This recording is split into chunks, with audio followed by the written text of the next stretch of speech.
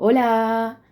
bien pues bienvenidos a un nuevo vídeo en el que os voy a contar un poquito sobre lo que hemos hecho durante este mes de marzo. Así que bueno, pues no tengo nada más que decir, así que bienvenidos al diario de marzo. Pues las sesiones de este mes comienzan el 10 de marzo, en el cual descubrimos el tema del que iba a tratar nuestra siguiente actividad práctica, que trataría sobre el mindfulness. Para esto hicimos una serie de actividades en la cual una de ellas era describir a la persona que nos escucha. Para mí, la persona que me escucha suele ser una persona con la cual me siento cómoda, me siento tranquila y sobre todo una persona con la que tengo la confianza suficiente como para expresarme y poder decir todo lo que siento y todo lo que pienso. Sobre todo necesito muchas veces a alguien que me escuche cuando a lo mejor estoy en un mal momento o cuando, no sé, tengo que tomar una decisión, porque es cierto que tomar decisiones importantes se me da un poco mal. Entonces muchas veces a lo mejor si me veo en una encrucijada y tengo que tomar una decisión, necesito a lo mejor el consejo de alguien o el apoyo de alguien, o si me ha pasado lo que sea en mi ámbito social o familiar y necesito desahogarme, pues en esas circunstancias, sobre todo cuando necesito a alguien que me escuche y a una persona como la que acabo de describir. Y esta persona tiene que ser una persona que me transmita paz, porque muchas veces yo cuando me siento mal o cuando tengo la cabeza hecha un lío, soy manojo de nervios, soy un huracán, arraso con todo porque no sé cómo actuar. Entonces necesito una persona tranquila, que me dé paz, que me diga, que me calme, que todo está bien y que todo va a pasar y que va a seguir para adelante. Y sobre todo, pues es una persona con la que yo me sienta en calma, que me sienta en paz. Cuando una persona me escucha, yo creo que lo que siento, además de una unión, porque al final cuando yo necesito desahogarme por algo interno que me está pasando o algo que siento o que pienso, y eso al final no se lo cuento a cualquier persona. Entonces lo que siento es una unión con esa persona, que me siento en confianza y sobre todo lo que decía, ¿no? Un poco el desahogo de quedarte como más tranquilo, de soltarlo y quedarte mucho más tranquilo. Esta actividad yo creo que también la hicimos un poco porque al final nosotros, para nuestros alumnos en un futuro, ya lo relaciono también un poco con de qué me sirve a mí esta actividad, es que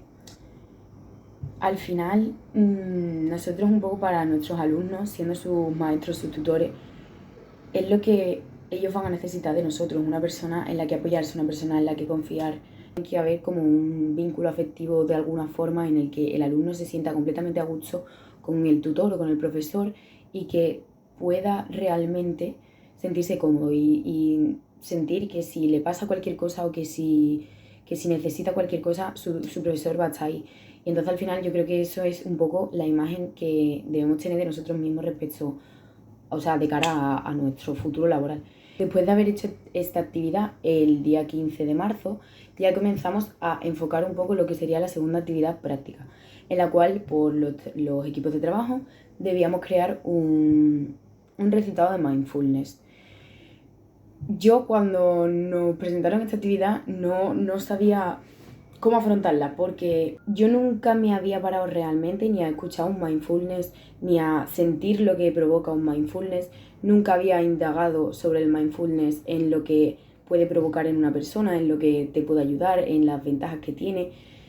Nunca había visto con tanta profundidad lo que es el mindfulness en sí. Y es cierto que esta clase a mí me sirvió muchísimo para, además de aprender. Después estuve indagando muchísimo sobre el mindfulness, tuvimos que investigar mucho, escuchar muchos mindfulness para saber por dónde guiar el mindfulness que debíamos de crear. Y al final yo creo que entre todas, tras escuchar muchos mindfulness y informarnos muchísimo, conseguimos al final crear un trabajo bastante bueno y un mindfulness del que creo que podemos estar bastante orgullosas para no haber hecho nunca ninguno. Y no sé, al final yo creo que también estas actividades nos hacen aprender y nos ayudan a saber que en un futuro a nuestros futuros alumnos es bueno mostrarles esta parte de la enseñanza, el saber qué siente nuestro cuerpo, cómo nos sentimos en ese momento, para saber de qué vamos a ser capaces y de qué no. Entonces, creo que la verdad que de cara a eso debemos de ser plenamente conscientes que también, igual que hay momentos de más actividad, es muy importante que haya momentos de relajación. Pues al principio de estas sesiones yo tenía un poco de expectación porque al no haber tratado nunca el mindfulness, al no haber recurrido nunca tampoco a él, no sabía tampoco cómo funcionaba ni su utilidad siquiera.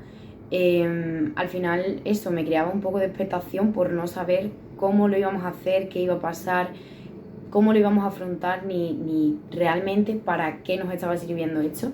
Pero al final yo creo que una vez ya incluso grabado el mindfulness, entregado el mindfulness, me di cuenta que incluso realizando el propio mindfulness, grabando el propio mindfulness, es una forma de interiorizar y sentirnos a nosotros mismos. Porque yo, por ejemplo, sentí grabando el mindfulness que sentí muchísima tranquilidad. Sentí la tranquilidad que te provoca un mindfulness al escucharlo, porque tenía que escoger un momento en el que estuviese tranquila, porque si yo no soy capaz de transmitir esa tranquilidad, la persona que lo escuchase tampoco iba a ser capaz de estar tranquilo, por lo cual sentí muchísima tranquilidad a la hora de grabarlo, casi tanta como al escuchar el de mis compañeras, porque al final sé que teníamos que aprender a escucharnos a nosotros mismos, a tomarnos nosotras también ese momento de calma y de tranquilidad y de centrarnos en nosotros para ya poder seguir adelante. También a final de este mes, el 29 de marzo, hemos estado trabajando la pedagogía de Waldorf y las rimas de Tamara Chowarowski de cara a hacer la tercera actividad práctica, que consistía en crear nuestra propia rima basada en las rimas de Tamara Chowarowski. A continuación os voy a dejar el trabajo que he hecho con mis compañeras para que tengáis un ejemplo de lo que os estoy hablando. Vamos a ir para animales de descubrir, pero debo de advertir que su jaula no se puede abrir. Al elefante vamos a ver, después del león que quiere comer. Un cocodrilo encontraré junto al mono del revés. Hoy a todo vamos a ir para animales de descubrir. Todos nos vamos a divertir, no queréis despedir. El loro hablando está, mientras el panda dormirá. La jirafa lo verá desde el cielo y más allá. Hoy a todos vamos a ir para animales descubrir. Todos nos vamos a divertir, no queréis despedir. Tras haber conocido esta pedagogía y este tipo de rimas, hemos descubierto cuáles eran sus principios, los cuales se basaban en desarrollar las habilidades manuales, artísticas de los niños, porque es cierto que siempre relacionamos la educación infantil a lo mejor con la música, pero no somos conscientes de que también existen recitados sin música que simplemente son rimas como las de Tamara, en las cuales pueden llevar un aprendizaje o pueden llevar una simple información, una comunicación con el niño. Entonces creo que al final también es una forma dinámica y libre de trabajarlo con los pequeños, porque creo que su capacidad memorística se desarrolla mucho más si lo hacemos de esta forma, mediante rimas o canciones. También con los movimientos que se le adecuan a las rimas, promovemos la enseñanza por imitación, puesto que en esta etapa, en los más pequeños, es muy común que empiecen a aprender los comportamientos mediante la imitación. Mediante la realización de estas actividades me he sentido bastante cómoda, la verdad, porque es un tipo de enseñanza que a mí me llama muchísimo la atención, porque me parece una enseñanza muy espontánea y más como que te da más pie a innovar. Yo la verdad que me he sentido muy cómoda haciendo esta actividad, me lo he pasado también muy bien con mis compañeras y creo que nos ha servido a todas para en nuestro futuro saber que podemos depender de este tipo de enseñanza, de este tipo de enseñanza que promueve el aprendizaje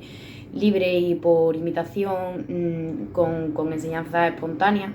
Y también es una forma en la que hemos descubierto que hay muchas formas de encaminar nuestra labor docente, no solo limitándonos a lo de siempre, a lo conocido. Y creo que es algo que es realmente importante porque la sociedad está en continua evolución, entonces nosotros debemos de estar en continua innovación